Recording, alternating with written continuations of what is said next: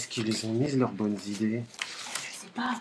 Faut qu'on les trouve. Faut qu'on les trouve. Faut qu'on leur Attends, prenne. attends, c'est vraiment trop bien. Il faut qu'on leur prenne. C'est-à-dire,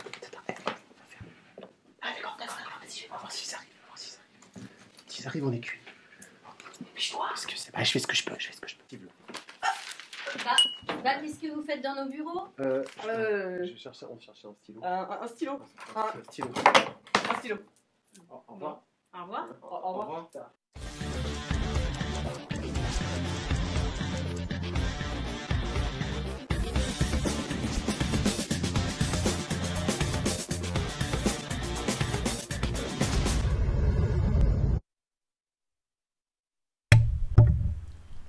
Bonjour à toutes et à tous, il est 12h45 et nous sommes ravis de vous retrouver après cette longue coupure. Aujourd'hui, notre rendez-vous va aborder la question du harcèlement. C'est un sujet qui était autrefois ignoré mais qui est très médiatique. Que ce soit le harcèlement au travail, à l'école ou dans la rue, dans les médias ou sur les réseaux sociaux, les situations de harcèlement sont maintenant mises en lumière. Aujourd'hui, on va traiter plus particulièrement la question du harcèlement à l'école et sur les réseaux sociaux, sujet qui intéresse les personnels, les élèves et les parents, chacun de nous pouvant être victime de harcèlement. Le format de notre rendez-vous ne nous permet pas l'exhaustivité, aussi voudrait bien nous excuser de ne pouvoir interviewer tous les personnels, car tous les personnels sont bien sûr concernés, les CPE, les enseignants, les chefs d'établissement, les médecins et bien évidemment les assistantes sociales qui sont également sur ce sujet des personnes ressources. Petite nouveauté aussi, notre équipe est au complet aujourd'hui, mais je laisse immédiatement la parole à Karine. Merci Karine. Bonjour, donc pour commencer ce rendez-vous société, un petit tour d'horizon en images des derniers articles en ligne du secteur société, consultables sur le site de l'UNSA Éducation et que vous allez pouvoir retrouver d'ailleurs tous les liens sur la page Facebook dans l'onglet articles. N'hésitez pas à partager nos publications mais également à inviter vos amis à aimer notre page Facebook. À cet effet, dans l'onglet articles, un petit tuto en images avec la possibilité donc de le faire. Nous avons également cette semaine, en plus de tous nos articles, relayé la pétition qui est un appel pour un plan d'urgence contre les violences faites aux femmes, donc que nous vous invitons à signer et à relayer. Et puis sur l'écriture inclusive, donc dans l'actualité, on en parle beaucoup, nous vous conseillons en plus de la lecture de nos articles, cet ouvrage coordonné par Eliane Viennot, l'Académie contre la langue française. Eliane Viennot que nous avons eu l'occasion de rencontrer la semaine dernière, mais nous n'en disons pas plus, ça sera l'objet d'un prochain rendez-vous société. Mais maintenant, en images, à vous la régie.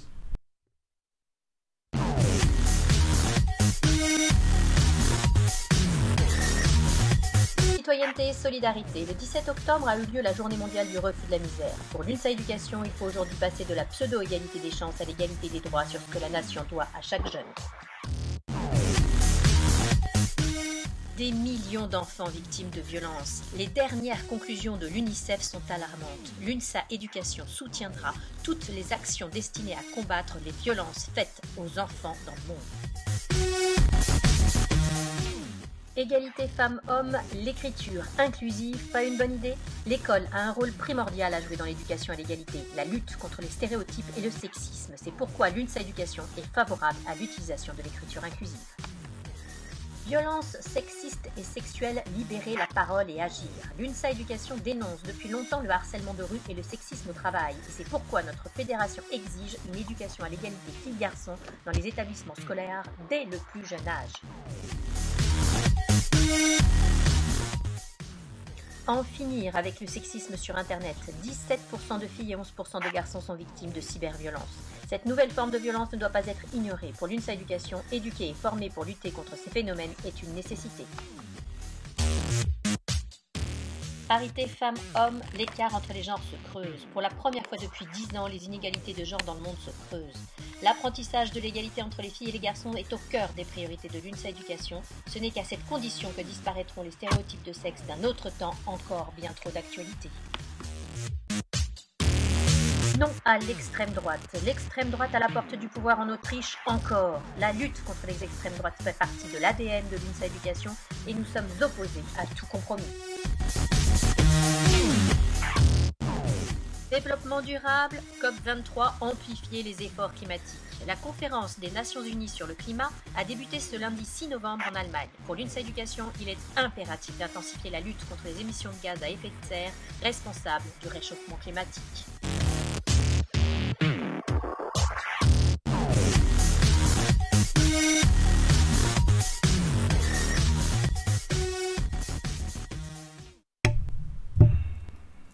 Bonjour, aujourd'hui, au lendemain de la journée contre le harcèlement à l'école, nous vous proposons deux interventions. La première est celle d'Éric Debarbieux, chercheur, spécialiste reconnu sur le sujet, ancien délégué ministériel à la violence scolaire et auteur de nombreux ouvrages sur ce thème. Par exemple, Violence à l'école, un défi mondial en 2006, ou L'école face à la violence, Décrire, expliquer, agir en 2016, et enfin, Ne tirez pas sur l'école en 2017.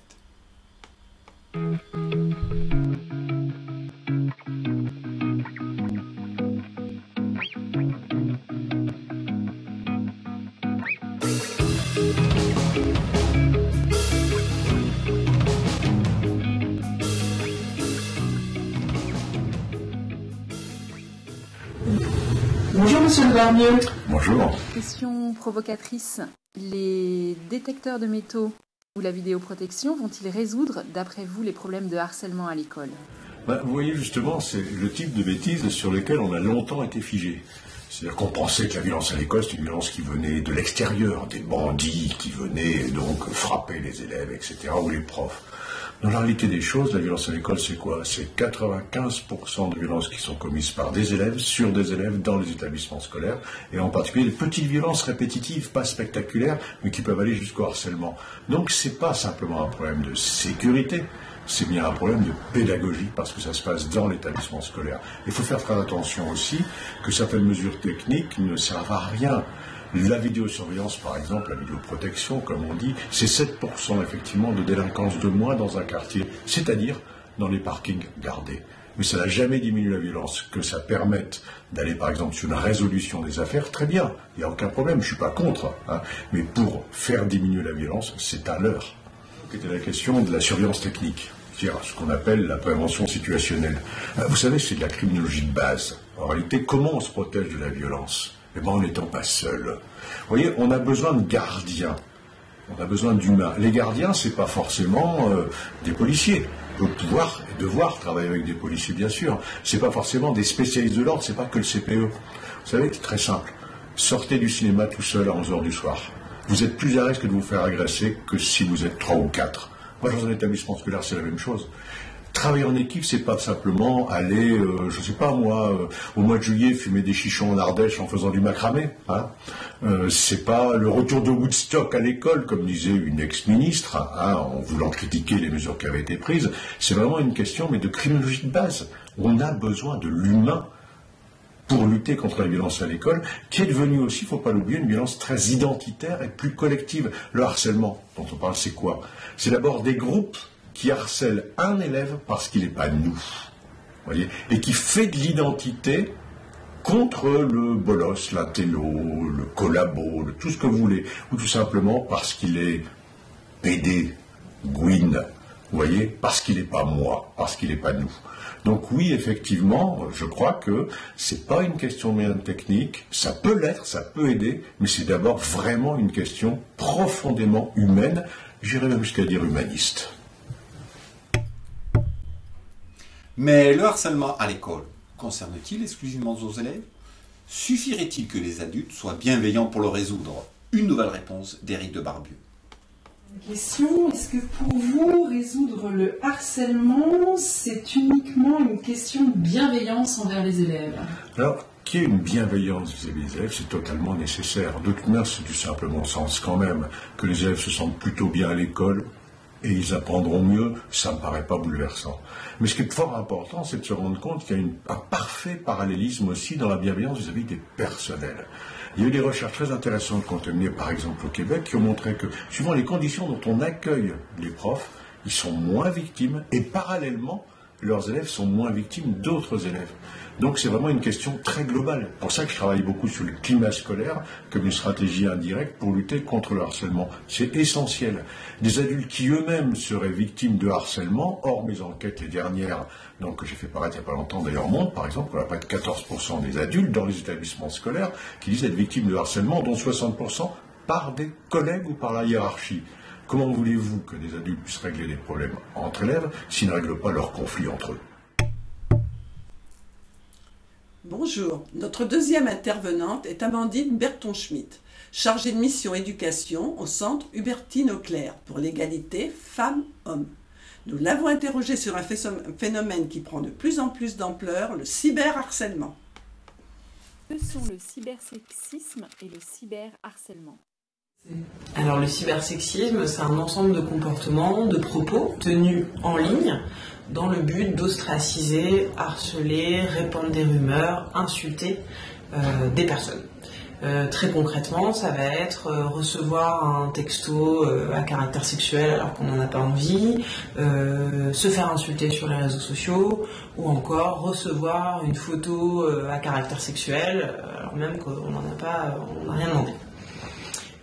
Ça touche particulièrement les filles, mais ça touche aussi les garçons dans la mesure où ça renforce des stéréotypes sur la féminité et la masculinité.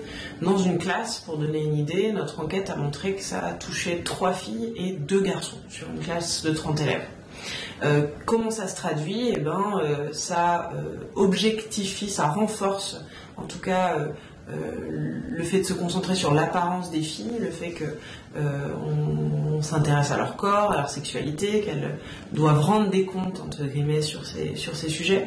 Et pour les garçons, eh bien ça va valoriser leur sexualité en tant que garçon viril. Donc il va s'agir pour les filles d'être des vraies filles. Et qu'est-ce que c'est être une vraie fille? C'est surtout pas être trop prude et surtout pas être trop déluré. Et pour les garçons, qu'est-ce que c'est être un vrai garçon? Ça va être surtout avoir une vie hétérosexuelle riche, et donc ils vont eux-mêmes se retrouver valorisés là où les filles vont être dévalorisées. En quoi le cybersexisme est plus violent que le harcèlement classique? Il ne s'agira pas de faire une gradation dans la violence. Ce qu'on peut dire, c'est ce qu'on peut souligner, c'est l'absence de répit pour les victimes. C'est-à-dire que le harcèlement et le cyberharcèlement ne sont pas à déconnecter. La victime qui va être harcelée en présentiel, son harcèlement va continuer sur les réseaux sociaux et inversement.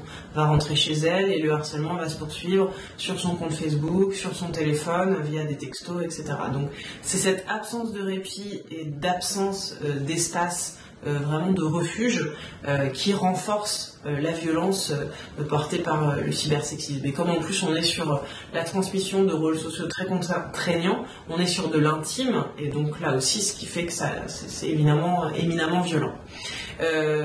Et penser vraiment l'interpénétration de la sphère virtuelle et de ce qui se passe en présentiel, c'est vraiment éminemment important, parce que du coup ça nous permet aussi d'intervenir dans la vraie vie et de repérer et de travailler sur ce qui peut se passer dans le cyberespace.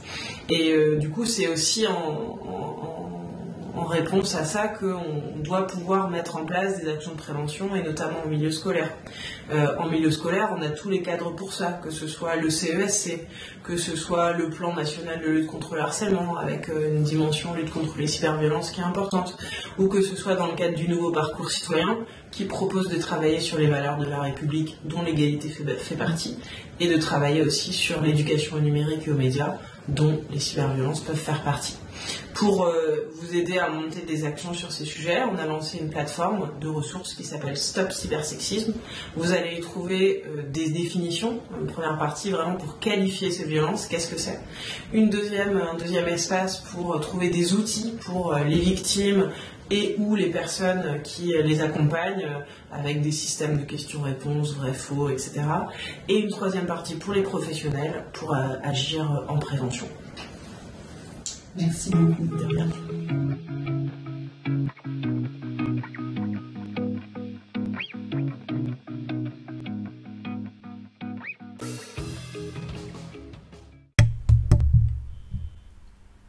Eh bien voilà, notre rendez-vous se termine. On se retrouve le 24 novembre. D'ici là, vous pouvez retrouver nos vidéos sur la chaîne YouTube et retrouver également donc l'interview de Nicolas Gouguin, qui parlera des LGBT, et Perrine Durand du SD du SNIES UNSA. À bientôt. Rendez-vous 24 novembre. À bientôt. Au revoir. À bientôt, au revoir.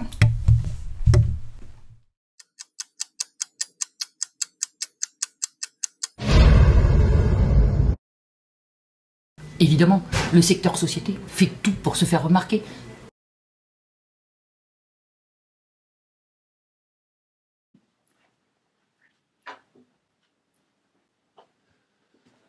Ah, On les trouvera. on les trouvera un jour, les bonnes idées du secteur société. Je te On le va dis. les trouver. On va les trouver. On va les trouver.